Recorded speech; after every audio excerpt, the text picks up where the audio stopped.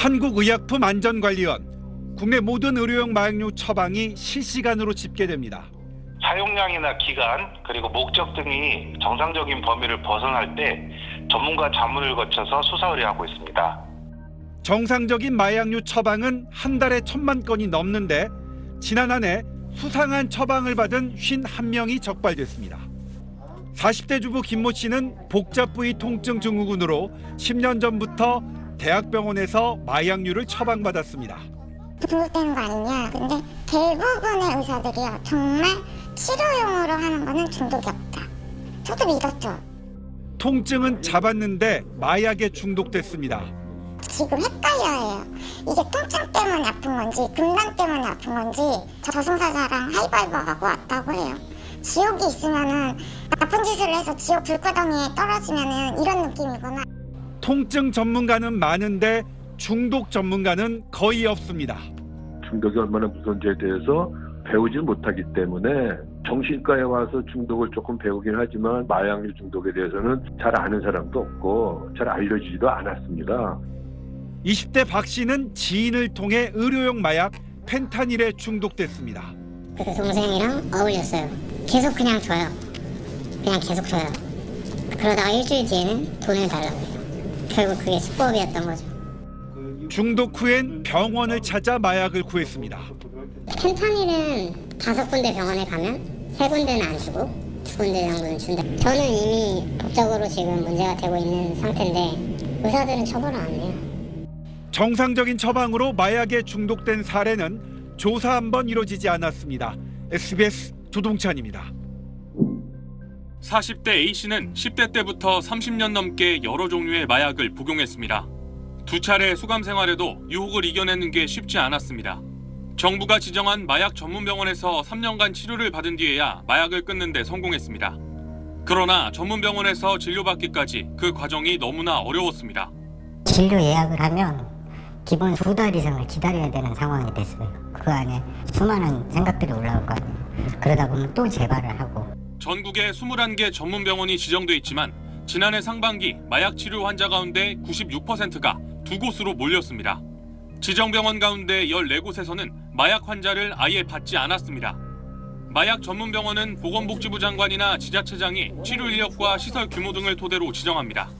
그러나 해당 병원들은 치료 인력조차 갖추지 못한 상태에서 전문병원 지정부터 이루어졌다고 주장합니다. 전문적으로 훈련된 인력들이 필요한데 일단 의사가 부족하니까 그게 제일 가장 어려움이 있고. 제일 먼저는 예산 문제 같아요. 마약 전담하시는 의사 선생님도 적을 뿐더러 정부 이렇게 해서 그 예산을 더 확충을. 취재가 시작되자 보건복지부는 치료 여건을 갖춘 병원을 다시 지정하고 마약 전담 전문 의료진 양성과 진료병원 인센티브 제공 등 대책 마련에 나서겠다고 밝혔습니다. SBS 신용식입니다. 조동찬 의학 전문 기자와 얘기 더 나눠보겠습니다. 먼저 병원에서 쇼핑하듯이 마약을 처방받는 걸 막을 수 있는 방법부터 짚어주시죠.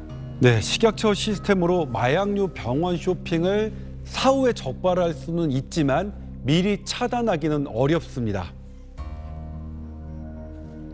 마약류를 얼마나 투여받았는지를 알아보려면은 의사가 다른 시스템에 들어가가지고 그걸 따로 찾아봐야만 알아볼 수가 있게 돼 있지 자동으로 뜨질 않으니까 의사들이 바쁜데 그걸 누가 찾아보겠습니까? 결국 의사 처방 시스템에서 쉽게 알 수만 있다면 효과를 볼 수 있다는 건데요. 식약처의 실시간 시스템과 복지부의 처방 시스템을 서둘러 통합할 필요가 있겠습니다. 네, 앞서 리포트에서 통증 치료 받다가 자신도 모르게 마약에 중독되는 경우 참 충격적이었는데 어떻게 이런 일이 있을 수가 있는 건가요? 네, 정상적인 마약류 처방으로 인한 중독은 국내 진료 환경으로 걸러내기는 어렵습니다. 1, 2분밖에 안 된 진료 시간에 금단 증상에 대해서 체크하고 내성이 생기는지 아닌지 물어보고 시간적 여유가 없죠. 이런 마약 중독이 의료 사고로 인정되거나 의사가 처벌된 사례는 없는 것으로 파악됩니다.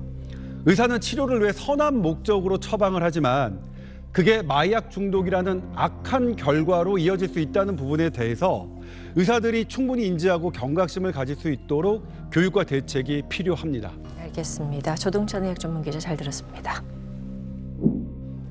마약 중독으로 치료 중인 박모 씨. 병원에서 손쉽게 마약류 의약품을 처방받았습니다. 펜타닐은 그래도 어쨌든 이게 마약이라고 분류가 돼 있기 때문에 의사들이 좀 기피하는 경우가 있어요. 각성제, 페니드나 이런 계열은 어느 곳에 가서든 제가 받을 수 있어요. 식약처는 의료용 마약류 처방 기준을 어긴 의사 4,154명을 적발해 경고하고 그래도 고치지 않은 219명에 대해 처방을 금지시켰습니다.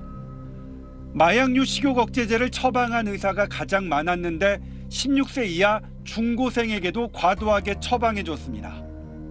최근 5년 새 10대 마약류 사범은 5배 넘게 늘었는데 의료용 마약의 처방 증가가 한 원인으로 분석됩니다.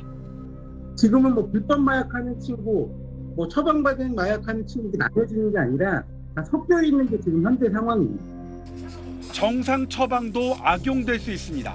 하루에 만약에 5개 먹는다 하면은 그 28일치 이런 식으로 주는 거죠. 계산해서 5개씩. 근데 그거를 받아서 28일치를 8일 만에 먹는 게 문제죠. 문제는 청소년 시절부터 시작된 마약류 중독은 성인이 된 후에도 교정되기가 매우 어렵다는 것입니다. 약이 없을 때 불안감 등 가벼운 금단 현상이 나타나더라도 빠르게 치료받아야 합니다. 맹장염이 걸렸는데 뭐 혈서 쓰고 이겨보겠다 해서 되는 게 아니라 자기 혼자의 의지와 결심만으로는 안 된다는 걸 빨리 인식하셔야 돼요. 술이나 담배에 의존적인 사람은 기준 이내의 의료용 마약에도 중독될 수 있습니다. SBS 조동찬입니다.